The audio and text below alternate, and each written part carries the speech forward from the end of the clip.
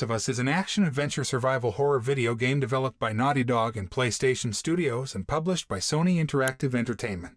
It is a remake of the 2013 game, The Last of Us, in its standalone expansion Left Behind. It was released on September 2, 2022 for PlayStation 5 and was released for Microsoft Windows on March 28, 2023. The plot of Part I is exactly the same as the original, with a new virus turning humans into hostile infected and being set 20 years after such. It follows a hardened survivor Joel and an immune teenager Ellie crossing across a post-apocalyptic United States in order to find a group called the Fireflies, who would be able to create a cure against the disease by studying Ellie's immunity. Similar to the original game on PlayStation 3, The Last of Us Part I is an action-adventure game with survival horror elements, played from the third-person perspective. The game was rebuilt from the ground up using Naughty Dog's latest engine on the PS5, leveraging the leap in technology with its powerful hardware. The game implements modernized gameplay, improved controls and performance, and expanded accessibility options closer to that of 2020's The Last of Us Part 2. Visual fidelity, effects, exploration, and combat have all been enhanced as well. The game will also support PS5 hardware features including 3D audio and the haptic feedback and adaptive triggers of the DualSense controller. The wait is finally over for PC players eager to get stuck into Naughty Dog's acclaimed The Last of Us Part 1, but things haven't got off to a great start for Sony's latest PC port, which currently has a mostly negative rating on Steam.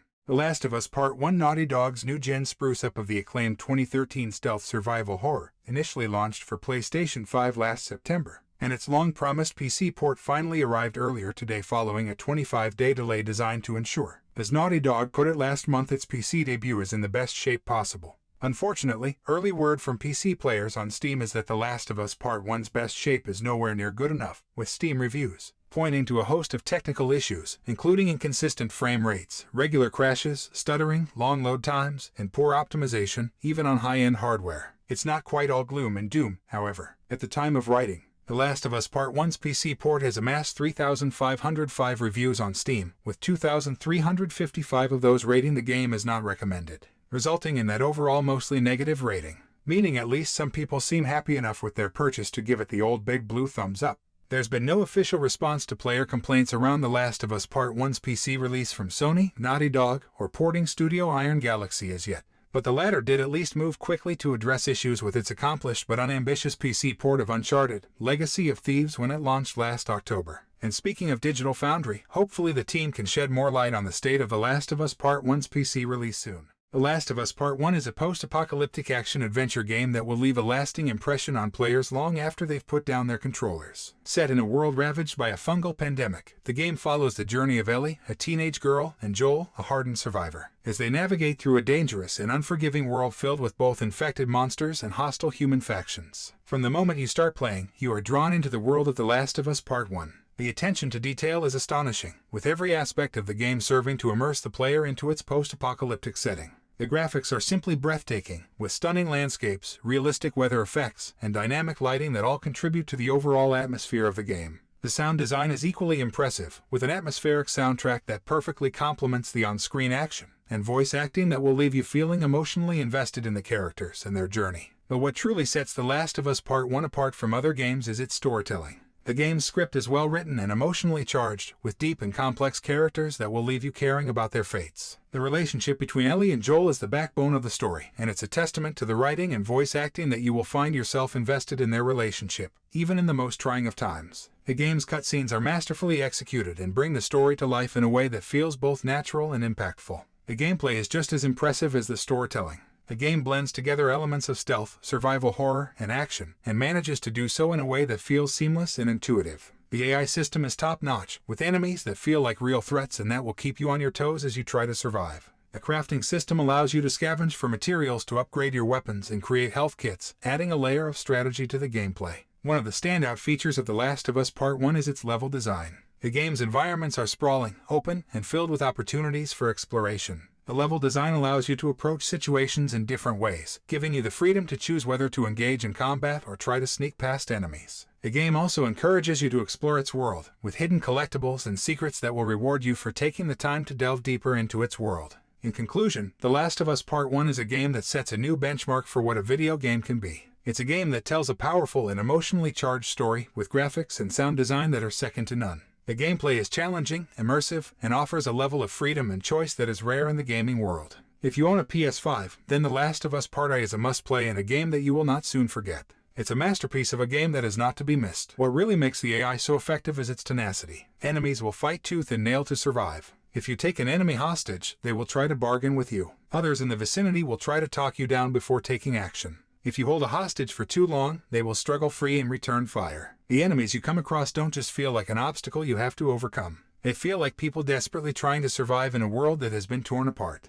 It helps that companion AI is much better, too. In the original, Ellie, Tess, and Bill would frequently end up in places they shouldn't have been. They couldn't alert enemies, but it was always jarring to see Ellie run in front of an infected while looking for cover. Occasionally in Part I, a companion did get in my way in some tighter areas, but I haven't seen anyone carelessly wander into the fray in this new version. It's a small fix, but, once again, it makes this world feel more authentic. Where The Last of Us Part I shows its age is in its level design. Just like the original 9 years ago, the game often relies on pallets, dumpsters, and ladders for its traversal puzzles. The Last of Us Part I takes place over the course of a year, and Joel never takes the time to teach Ellie to swim. This means that every time you encounter deep water you need to find a conveniently placed pallet to ferry her across a small body of water. It was hard to overlook back then, but it's even harder to overlook now. Naughty Dog has gone through great pains to immerse the player in the world, and these simple puzzles don't fit the tone of the game. They are rote video game moments in an experience that doesn't need them. The DualSense was heavily used throughout this remake. You can feel that bowstring being pulled back or that disgusting punch to the face you pulled on a guy just trying to feed himself.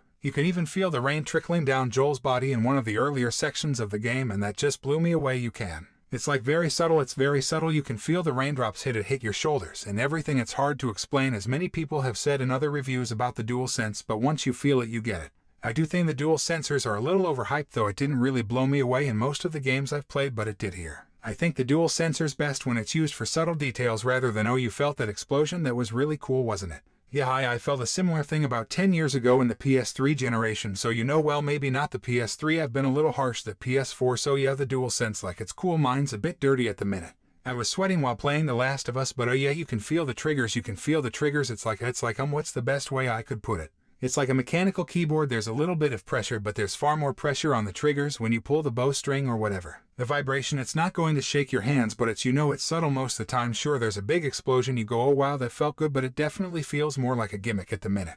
But The Last of Us kind of takes it from being a gimmick to an actual, because most games that I've played, I haven't played Horizon Forbidden West, haven't played any major PS5 exclusives. But for me, this is the first game that actually makes my controller worth the price that they're currently selling them out, which is like 50 quid or something, which is ridiculous. But yeah, that's DualSense. If you cared about that, let's move on. Either way, the DualSense is used really effectively here and impressed me, which is nice to say. Sound design is absolutely my favorite thing about this game. I recently became some sort of sound design junkie, so when I boot this game up and heard how well crafted the sound was compared to the original, I got some mini chills. I was smiling. The difference in the highs and lows is headache-inducing, and that's a good thing. Simply walking through abandoned buildings versus outside. It's just something different. It just sounds so different, sounds so good. Shooting your weapons enclosed in areas versus outside areas sound different. You can hear the bullets flying past your right side, narrowly missing you, and then hitting the pavement on the left, which just sounds ridiculously real. Let's get the crap out of me a few times. The sound design is just such an improvement over the original. AI and stealth have been improved also significantly. If you played The Last of Us Part 2, just think about the AI and stealth, and just without the dodging and proning, it's a worse version of The Last of Us Part 2. But so much better than the original Last of Us. It's in that middle ground as well. Really odd enemies will consistently flank and communicate. If you're not on your game, you're going to get surrounded and beaten to death. Let's talk about the price. I don't think it's worth $60. I don't think there is enough changes in this game to be worth that amount of money, or 60 or 70 pounds here in the UK, which is actually $80. This is the same experience I can get from the remaster, just with better AI visuals and sound design, and while those changes are significant for me, I did get a review copy. I didn't spend 70 pounds on this game. I was going to, but if I did, honestly, I would kind of feel ripped off. Skillup mentioned that the value of something isn't necessarily a price tag, but what it means to you, and I can kind of get that point, but honestly, I don't agree. At the end of the day, you're still spending $70. That is what it is worth, $70. That's what you can be paying for it. That could be spent on food, a day out, or anything else really. And I know there'll be one car, oh, you're a brokey, you're a broken. Honestly, yeah, I live life like I'm broke, mainly because I am most of the time, but I always approach these reviews as a consumer. I'm not a game developer. I never said I was. I don't know anything about designing games really, so Naughty Dog probably worked their ass off to achieve this remake, but as a consumer, it just doesn't feel like it. I really wish there was some major changes to gameplay on the levels of Last of Us 2, but that's not what we got. Visually, the remake is fantastic, one of it not the most beautiful game I have ever seen. But that's it. I really wish I could say it's worth $70, but I just don't, despite how intense I love this IP. I'd say wait for a sale for around $40 at most and then buy it, but if you really wanted to play it despite the lack of gameplay changes, and you adore, and I mean you adore this game, then sure, $70 is fine, but just remember how this industry works. If one company gets away with screwing consumers over, other will follow in their footsteps. $70 is just too much for this remake, guys. Take that into consideration, and thank you for watching. Thank you for sticking around. Madness V Games, thank you for watching. Thank you for the support you have given us throughout days. It has meant the world to us.